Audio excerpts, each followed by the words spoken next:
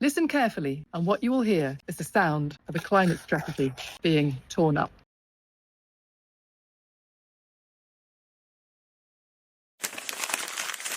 The CEO of ArcelorMittal continues to say, our ambition to achieve net zero by 2050 remains in place. But that's not a commitment. It is a mere aspiration. There are no decarbonisation investment plans and no emissions targets in place that could get them there. Previously, in the climate strategy published in 2021, ArcelorMittal had plans to cut emissions intensity of their steel production by 2030, but those targets have either been abolished or slashed. There was a target of a 35% cut in emissions intensity in Europe.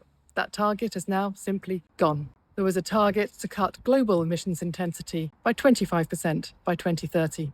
That target has now been slashed to up to 10% by 2030. Even if the company can achieve a 10% cut by 2030, that still means it would be producing 1.67 tonnes of carbon dioxide per tonne of steel. And that's only scope 1 and 2, which is half the problem. And we're not even sure the company can cut emissions intensity by 2030 by 10% because it's simply not got the plans to do so. And in 2024, emissions intensity actually went up.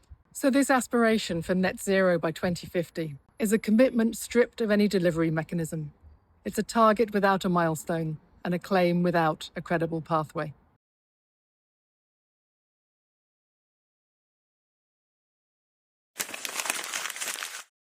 That may sound technical. It is not. It defines the pace of the transition. Because what it means is simple. Projects will not happen in parallel. They will happen one after the other. And that has immediate consequences. First, previously announced DRI projects are in effect abandoned. They've disappeared from the company's investment horizon.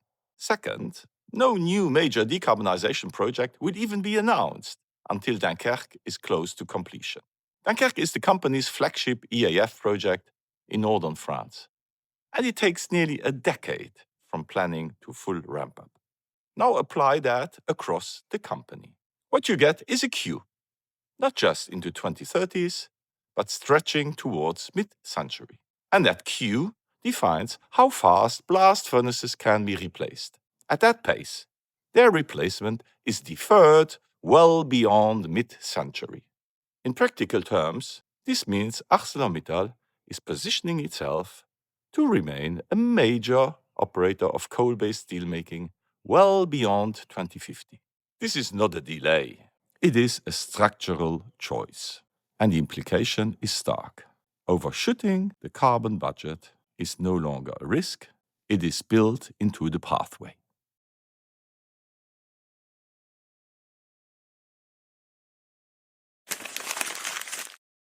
So we've looked for evidence of that in this report. We have concluded that climate action is nowhere near leadership or investment or creation of value. The company is ramping up blast furnace operations again in Europe.